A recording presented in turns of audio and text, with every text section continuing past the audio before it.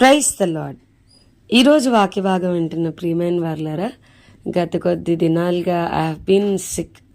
కొంచెం health issues వల్ల నేను ఈరోజు వాక్య భాగాన్ని రికార్డ్ చేయలేకపోయాను. ఈ రోజు నుంచి కంటిన్యూస్గా ఈరోజు వాక్య భాగాన్ని నేను రికార్డ్ చేస్తాను. వచ్చిన ఈ గ్యాప్స్ని బట్టి దయతో క్షమించండి. Because of health issues I can't record it. So ఈరోజు వాక్య భాగం అపోస్తల కార్యములు 9వ అధ్యాయం 15వ వచనం. అందుకు ప్రభువు, నీవు వెళ్ళుము, అన్యజనుల ఎదుటను రాజుల ఎదుటను ఇశ్రాయేలీయుల ఎదుటను నా నామం వరించుటకు ఇతడు నేను ఏర్పరచుకొనిన సాధనమై ఉన్నాడు. ఈరోజు ఈ వాక్య భాగం ద్వారా దేవుడు మనతో మాట్లాడుతూ ఉన్నాడు. ఈ అపోస్తల కార్యములు 9వ అధ్యాయం మనం చూస్తే గనక దేవుడు ఒకవైపు పౌలు గారితో మాట్లాడుతూనే మరొక వైపు అనన్య గారితో కూడా మాట్లాడుతున్నాడు. వాక్యం చెప్తుంది కదా, ప్రతిదీ కూడా దేవుడు 2-3 నోట కన్ఫర్మ్ చేస్తారు. దేవుడు ఎప్పుడు ఒకవైపు మాత్రమే మాట్లాడు, ఆపోజిట్ సైడ్ కూడా అవతల వైపు ఉన్న వ్యక్తితో కూడా దేవుడు మాట్లాడతాడు. ఒకవేళ పౌలు గారితో మాత్రమే దేవుడు మాట్లాడితే వేరేలా ఉండేదేమో. మరొక వైపు అనన్య గారితో కూడా దేవుడు మాట్లాడుతూ, ఇట్లా పౌలు ఉన్నాడు, నువ్వు వెళ్ళి అతని మీద చేతులుంచి ప్రార్థన చేయి అని చెప్తున్నప్పుడు, అయ్యా అతని కోసం నీకు తెలియదు అనుకుంటా, హీ సో వర్స్ అని చెప్తున్నప్పుడు ప్రభుతో దేవుడు అంటా ఉన్నాడు, నువ్వు వెళ్ళు, అన్యజనుల ఎదుట రాజుల ఎదుట ఇశ్రాయేలీయుల ఎదుట నా నామం భరించుటకు ఇతడు నేను ఏర్పరచుకొనిన సాధనమై ఉన్నాడు. నిన్నటి వరకు నువ్వు చెప్తున్నంత బహుశా అతని యొక్క పాస్ట్ అతను ఇతరులను హింస పెట్టడం, ఇతరులను కొట్టడం, ఇతరులను చంపడం, క్రైస్తవులని మరి తీసుకుని వెళ్ళిపోయి చెరసాలలో వేయడం, ఇది నిన్నటి వరకు. కానీ ఈరోజు నేను అతను దర్శించాను, అతడు నీ కొరకు వెయిట్ చేస్తున్నాడని ప్రభు మాట్లాడుతూ వస్తున్నాడు. నాకు ఈ 9వ అధ్యాయాన్ని మెడిటేట్ చేస్తూ ఉన్నప్పుడు my heart is filled with over Joy. చాలా సంతోషంగా అనిపిస్తూ ఉంది. ఎందుకు అని అంటే గనక, ఒక హింసకుణ్ణి, మరి ఒక మత ఛాందస్వాదిని దేవుడు మార్చుకున్న తీరు ఎంత గొప్పది. దట్ వన్ పర్సనల్ ఎన్కౌంటర్, ఆ ఒక్క సంధింపు, దేవుడితో కలిగిన ఆ ఒక్క సంధింపు పౌల్ గారిని ఎంతగా మార్చింది. దమస్కు మార్గంలో దట్ వన్ ఎన్కౌంటర్ తన జీవితకాలం అంతా ప్రభు కొరకు బ్రతికేలాగా. అసలు పౌల్ గారు రాసిన పత్రికలు చదువుతూ ఉంటే ఒక వ్యక్తిని దేవుడు ఇంతగా మార్చగలడా? దేవుని యొక్క ఒక్క సంధింపు ఒక వ్యక్తిని ఇంతగా మారుస్తుందా? ఆ వ్యక్తి ఇంతగా రోషంగా ప్రభు కొరకు మారిపోతాడా అనిపిస్తుంది.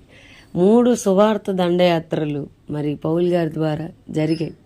మొత్తం అంతా తిరిగి సువార్త చెప్తా వచ్చాడు. 3 సువార్త దండయాత్రలు వేశాడు.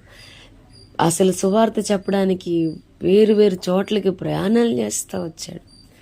శిష్యులకు మించి ట్రావెల్డ్ అ లాట్. దేవుడు ఆడుకుంటా వచ్చాడు. ఒక్క సంధింపు. నేను ఆలోచిస్తూ ఉన్నాను, ప్రార్థన చేస్తూ ఉన్నారు. మరి సాధు సుందర్ సింగ్ గారు కావచ్చు, భక్త్ సింగ్ గారు కావచ్చు, ఒకప్పుడు ఎవరు వీళ్ళు అనంటే they have so much hatredness towards Christianity. బైబిల్ని చింపేసిన వాళ్ళు వీళ్ళు, ఎంతో అసహించుకున్న వాళ్ళు వీరు, మేము నిష్ట కలిగిన వారు అని చెప్పుకున్నవారు వీరు. వాళ్ళు నమ్మిన దాని కొరకు they don't know about Christ. అసలు క్రీస్తు కొరకు వారికి ఏమీ తెలీదు. ఎవరో చెప్పిన మాటలు విని వాళ్ళ హృదయంలో చాలా హేట్రెడ్నెస్ని పెంచుకున్న వాళ్ళు వీరు. క్రీస్తుని చులకన చేసుకున్నవారు వీరు. క్రీస్తుని మరి అర్థం చేసుకోకుండా వాక్యాన్ని కాల్చివేసి బైబిల్ని చింపేసిన వాళ్ళు వీళ్ళు. కానీ ఒకరోజు వాళ్ళకి దేవునికి మధ్య ఒక సంధింపు జరిగింది.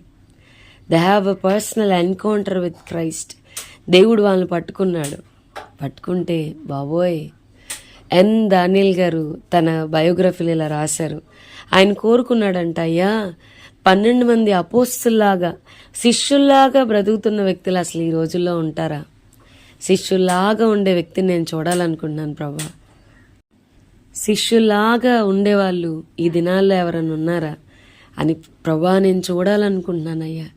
అలాంటి వ్యక్తిని చాలా దగ్గరగా నేను చూడాలనుకున్నా. అంటే దేవుడు అప్పుడు సాధు సుందర్ సింగ్ గారు మన భారతదేశంలోనే ఆంధ్రాలో కాకినాడ ఏరియాకి వచ్చినప్పుడు మరి సాధు సుందర్ సింగ్ గారిని దానియేల్ గారు కలిసి చాలా దగ్గరగా ఆయన చూసి, ఓ శిష్యులు ఎలా ఉంటారా, రక్తపాదాల అపోస్తులుగా మారాడు.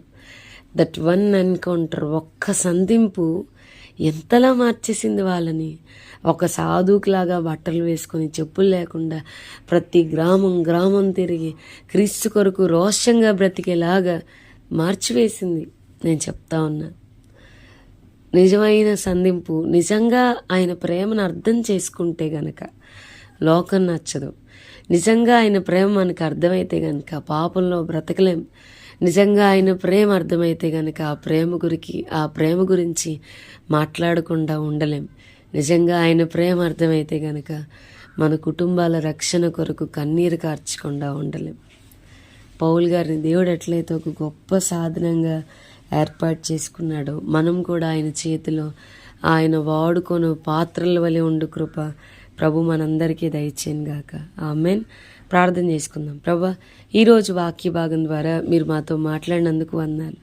వాక్యం విన్న మా ప్రియులైన వారిని అందరినీ దీవించి ఆశీర్వదించమని యేసు నామమున అడిగి వేడుకొంచున్నాం తండ్రి. Amen. God bless you and have a blessed day.